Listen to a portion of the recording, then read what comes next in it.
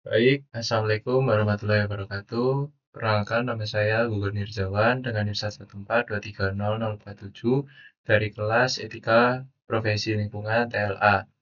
Di sini saya akan membawakan presentasi yaitu terkait resensi film Pesta Babi. Yang dimana PPT saya ini berjudul Analisis Film Dokumenter Pesta Babi, yaitu kolonialisme di zaman kita dan etika lingkungan. Baik, di sini adanya daftar isi, Prof. Yang pertama ada pendahuluan, sinopsis, dan latar belakang film. Yang kedua ada kaitan film dengan etika lingkungan, antroposentrisme. Lanjut ada dampak sosial dan ekologis pembangunan eksploitatif. Lalu ada perbandingan dengan teori deep ekologi dan saran untuk pembangunan berkelanjutan di Indonesia. Yang pertama ada pendahuluan, identitas dan fokus utama film. Film dokumenter ini merupakan karya kolaborasi antara Dandi Laksono dan Tripci Pajudale yang secara tajam menyoroti realitas pahit kerusakan ekosistem serta konflik agraria yang berkepanjangan di wilayah Papua Selatan. Untuk lokasi dan dampak eksploitasinya, yaitu pada wilayah Merauke, Bovendigul, dan Mapi, di mana pembukaan lahan skala besar untuk industri mengakibatkan masyarakat adat kehilangan ruang hidup serta sumber penghidupan utama mereka. Lalu ada kritik terhadap paradigma pembangunan. Melalui visualisasi yang kuat, film ini mengkritik proyek strategis nasional yang seringkali mengabaikan hak-hak masyarakat lokal demi kepentingan ekonomi, yang pada akhirnya memicu ketidakadilan sosial dan ekologi yang mendalam. Lalu untuk hubungan manusia dan alam, karya ini mengeksplorasi pergeseran nilai di mana hutan tidak lagi dianggap sebagai identitas budaya, melainkan sekedar komoditas sehingga memicu degradasi lingkungan yang mengancam keberlangsungan hidup generasi mendatang di tanah Papua. Lanjut, ada sinopsis dan latar belakang film. Yang pertama ada eksploitasi lahan di Papua Selatan. Film karya Dandi Laksono dan Tripsi Pajudale ini menyoroti pembukaan lahan skala besar di wilayah Merauke, Bovendigul hingga Mapi untuk kepentingan industri serta perkebunan strategis nasional yang digunakan secara masif. Lalu untuk marginalisasi masyarakat adat Papua, proyek pembangunan tersebut mengakibatkan hilangnya hutan adat secara permanen, sehingga masyarakat lokal kehilangan akses terhadap sumber pangan, identitas budaya, serta ruang hidup yang selama ini menjadi fondasi dasar kehidupan mereka. Lalu ada dampak sistematik kerusakan lingkungan. Di sini menggambarkan bagaimana transformasi fungsi hutan menjadi kawasan industri memicu konflik agraria berkepanjangan dan merusak ekosistem yang seharusnya dilindungi demi menjaga keseimbangan alam dan keberlanjutan hidup populasi manusia di masa depan.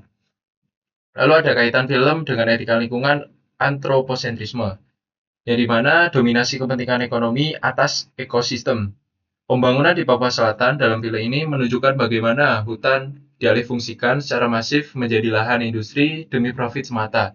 Hal ini mencerminkan cara pandang yang menempatkan nilai ekonomis manusia jauh di atas keberadaan ekosistem alami. Lalu ada alam sebagai alat pemuas kebutuhan manusia. Praktik pembukaan lahan di wilayah Merauke hingga Bovendigul mengonfirmasi paradigma antroposentrisme yang memandang lingkungan hanya sebagai komoditas. Sumber daya alam dieksploitasi tanpa mempertimbangkan nilai intrinsik lingkungan maupun keseimbangan hayati yang ada di dalamnya. Akibatnya, vegetasi maupun keanekaragaman hayati asli Papua itu akan kehilangan tempat tinggalnya.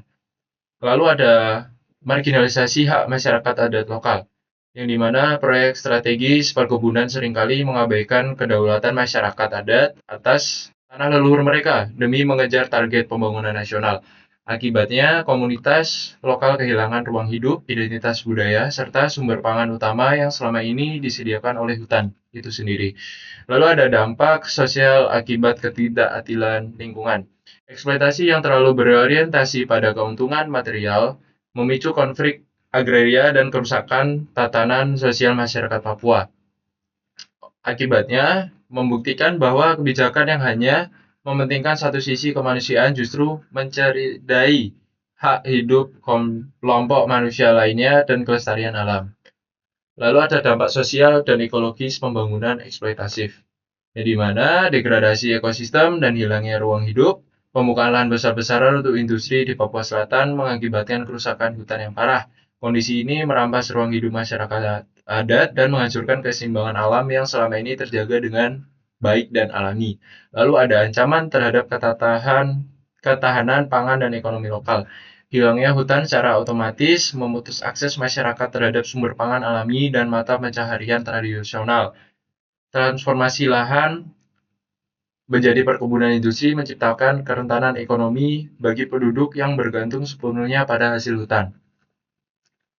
Lalu ada krisis identitas dan tatanan budaya masyarakat adat, yang dimana hutan bukan sekedar sumber daya, melainkan elemen vital yang membentuk identitas dan budaya masyarakat Papua. Eksploitasi lahan yang tidak terkendali menyebabkan kehancuran tatanan, sosial, dan tradisi yang telah diwariskan secara turun-temurun. Lalu ada munculnya konflik agraria dan ketidakadilan lingkungan. Pembangunan ini yang hanya mengutamakan keuntungan ekonomi memicu sengketa tanah adat yang berkepanjangan. Ketimbangan akses terhadap sumber daya alam ini memberikan adanya praktik ketidakadilan lingkungan yang meminggirkan hak-hak dasar masyarakat lokal. Lalu ada perbandingan dengan teori deep ecology. Yang pertama ada penghormatan terhadap nilai intrinsik alam. Masyarakat adat Papua memandang hutan bukan sekedar komoditas ekonomi, melainkan mama atau entitas yang memiliki nilai keberadaan sendiri. Hal ini selaras dengan prinsip depokologi yang menekankan bahwa semua makhluk hidup memiliki hak yang sama untuk berkembang tanpa dominasi campur tangan manusia. Lalu ada kritik terhadap paradigma eksploitasi modern. Pola pembangunan industri yang digambarkan dalam film menunjukkan kecenderungan antroposentrisme ekstrim yang hanya mementingkan keuntungan material. Deep Ecology menolak cara pandang ini karena mengabaikan keseimbangan ekosistem dan menganggap alam hanya sebagai alat pemuas kebutuhan manusia yang tidak terbatas. Lalu ada harmonisasi kehidupan manusia dan lingkungan. Kehidupan masyarakat lokal mencerminkan kesadaran ekologis mendalam di mana manusia berfungsi sebagai bagian dari alam, bukan penguasanya. Hubungan timbal balik yang terjaga generasi membuktikan bahwa keberlanjutan hidup hanya dapat dicapai melalui penghormatan terhadap integritas ekosistem secara menyeluruh. Lalu ada dampak kerusakan ekologis pada identitas sosial. Ketika hutan dihancurkan demi proyek strategis, masyarakat kehilangan identitas budaya dan sumber pangan utama mereka yang sangat bergantung pada alam. Fenomena ini mempertegas argumen deep ekologi bahwa kerusakan lingkungan secara langsung akan merusak tatanan hidup sosial dan martabat manusia itu sendiri. Lalu ada saran untuk pembangunan berkelanjutan di Indonesia. Yang pertama, pemerintah harus menyusun regulasi yang menyeimbangkan target pertumbuhan ekonomi dengan batasan daya dukung lingkungan guna mencegah eksploitasi hutan besar-besaran yang dapat merusak ekosistem jangka panjang di wilayah Papua. Lalu ada perusahaan dan pembuat kebijakan wajib memberikan jaminan perlindungan terhadap hak ulayat serta ruang hidup masyarakat lokal, memastikan bahwa setiap proyek industri tidak menghilangkan sumber pangan, identitas budaya, dan kedaulatan warga setempat Papua. Lalu ada paradigma pembangunan perlu bergeser dari sekedar melihat alam sebagai komoditas ekonomi, menuju cara pandang yang menghargai nilai intrinsik lingkungan itu sendiri, sejalan dengan prinsip ekologi untuk menjaga keanekaragaman hayati dan keseimbangan alam. Lalu ada mitigasi dampak sosial dan lingkungan. Setiap rencana proyek strategis nasional harus melalui proses evaluasi dampak sosial yang ketat guna meminimalisir potensi konflik agraria, bencana ekologi, serta kemiskinan struktural yang seringkali menyertai pembukaan lahan skala industri dengan secara luas. Lalu sekian presentasi dari saya. Apabila ada salah kata maupun kekurangan, mohon dimaafkan Prof. Sekian, wassalamualaikum warahmatullahi wabarakatuh.